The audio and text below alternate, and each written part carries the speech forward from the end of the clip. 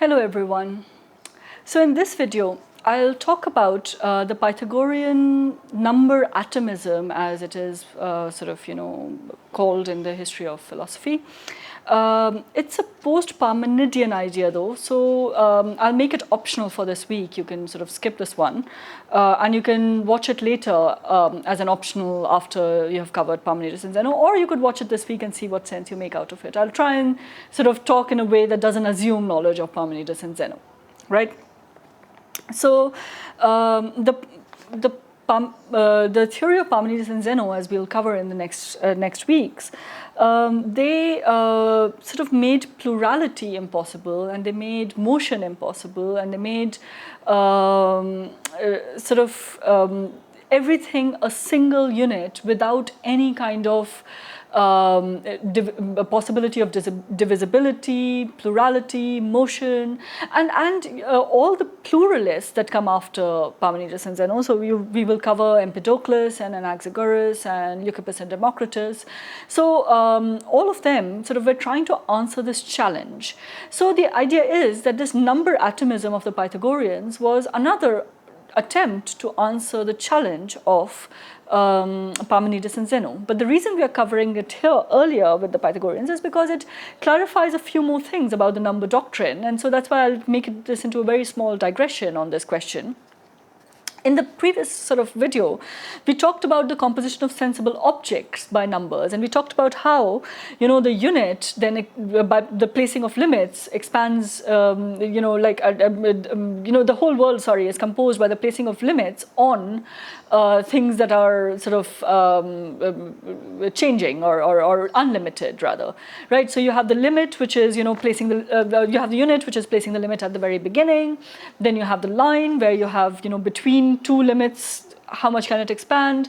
Then you have the plane figure between three limits. We have the solid figure between four limits, and the sensible bodies, the physical world, is composed of these solid figures. But this is a very sort of geometrical notion without very clear idea of what particles, let's say, the world is composed of. So the number atomism sort of idea is something in which they believe that actually the world was composed of these little number atoms, right? These monads, as later Leibniz would call them, which are these indivisible magnitudes, right? These little atoms which are indivisible. That's what atom means. And we'll cover the physical atoms when we get to the atomists, but for the Pythagoreans, you have these indivisible sort of magnitudes, these little atoms, which are sort of, these little monads which can compose bigger objects. And so the number is a collection of these units. So for example, the number one would contain one of these monads. The number two will contain two of these monads. Number three will contain three of these monads. Now these monads, what magnitude do they have? Do they have any magnitude or no magnitude? Is number one composed of a zero or of a void? Because they did talk about the void as well. So let me see if I can find the quote out here, the first unit. So you have, we talked about the first unit last time actually.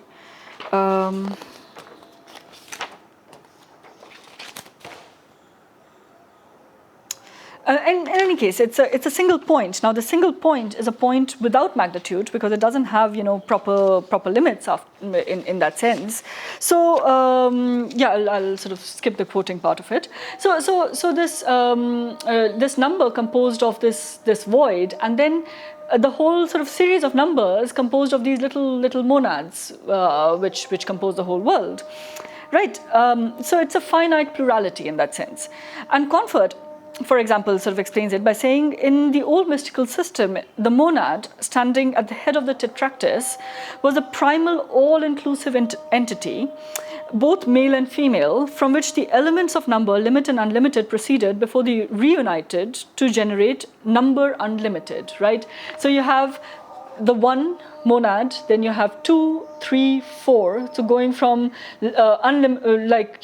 unlimited, limit, unlimited, and then the whole thing reunites to form this number 10, right? the number unlimited.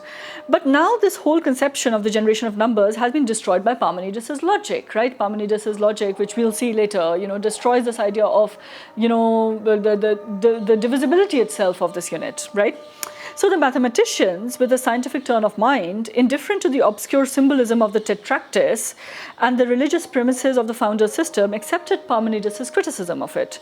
The monad, which is a beginning of number, is divested of its mystical properties. It loses its mystical properties and it just becomes an indivisible unit. So instead of going into this limit-unlimited business, the number atomism basically says, let's just have aggregation of these monads, right? And let's lose all the mystical sense of this.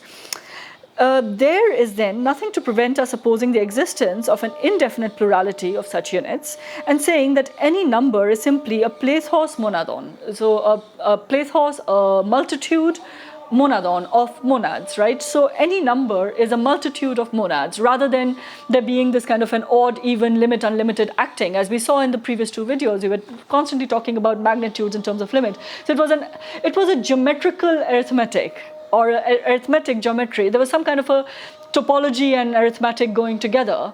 Now what these number atomists are basically saying is that no, let's sort of skip that complication and just make everything a collection of monads, a collection of these basic units, right? So Confort then goes on, he says, the process by which numbers are generated, we find the expression flow of quantity, and that flow of quantity could also be the fluxion theory that we're talking about, and progression of multitude from a unit, and retrogression of multitude ceasing at a unit. These are objective terms for the subjective process of adding and subtracting. So instead of thinking of fluxion theory again as that geometrical fluxion that created the universe, again slightly mystical, here it's seen as more of an addition and subtraction. So the flow is a question of progression and retrogression, or addition and subtraction, right?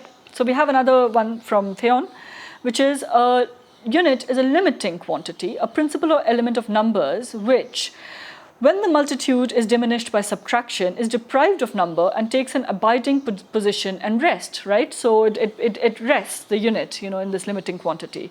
When sort of, you subtract everything, all the plethos from it, the multitude from it, it comes at rest and it fixes its position.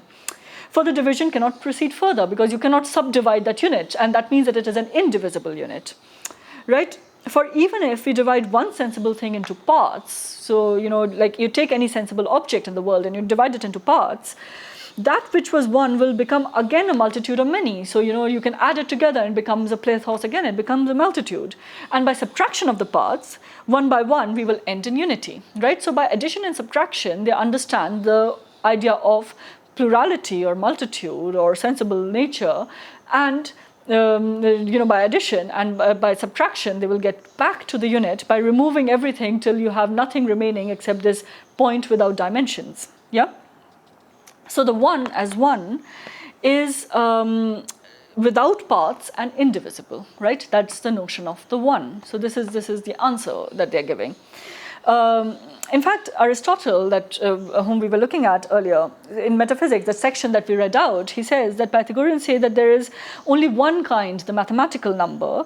Only they say it is not separate, but the real sort of real perceptible objects are composed of it, if you remember. That's what Aristotle said. And they construct the whole universe out of these numbers. And then, later on, he also says that the Pythagoreans version, you have bodies being composed of numbers, which he thinks of as impossible. And he says, arithmetical number, and how is it possible for a magnitude to be composed of indivisibles? Arithmetical number, at any rate, is composed of abstract units. But the Pythagoreans say that things are numbers. At any rate, they apply the theorems to bodies as though the latter were made up of those numbers, right? And that's why he thinks of it as absurd. So later he says it is absurd, or rather one of the impossibilities of a generation of things that are eternal.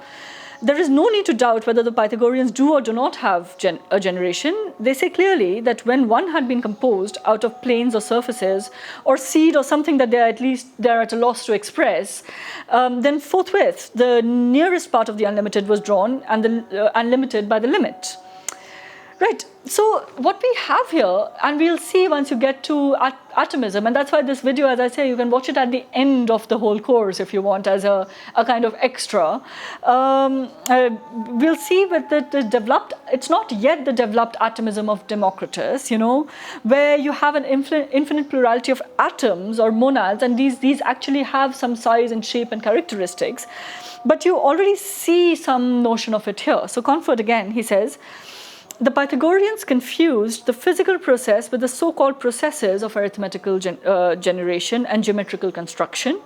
They had not faced the question which puzzled Socrates, how 1 and 1 can become 2, which is diaprosthein, or how schisis can be the cause of 1 becoming 2, how, you know, 1 dividing into 2 can happen. So that's not something, they did not understand fractions in that sense, he's saying. So, and Aristotle's mention of the seed, sperma, suggests that their thought was governed by the growth of living body from its seed, or from root, so the idea of things growing from roots. And both terms are applied, he says, elsewhere to the monad as the principle of number. So if the cosmos is a living creature, as we see, you know, with the Pythagoreans as well, then naturally it grows from a seed, right? Because then it has to grow from a seed. And this growth, then they confuse with this flux theory of the flowing of a line from a point, and the surface from a line, and the solid object from the surface. And so they're confusing growth and seed and numericity of things. And that's why there is such confusion in the Pythagorean idea of numbers, right?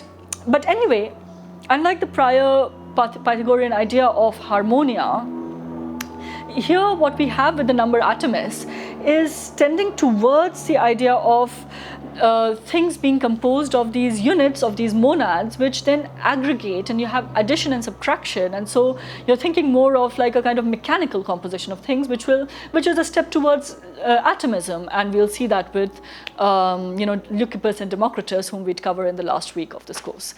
So yeah, sorry, this is an aside, and you can, as I say, watch it now or watch it later. But I thought I should really cover this point of number atomism, which is fairly confusing in this whole history of. I mean, the whole system of Pythagoreanism is not exactly the most easy to discern. It's complicated, and even Aristotle struggled with it. But yeah, so we have one more way of trying to explain it, which is through number atomism. Anyway, so in the last video, which is the next video, we'll cover their cosmology and their idea of the harmony of the spheres, which will conclude the Pythagoreans very nicely. Thank you.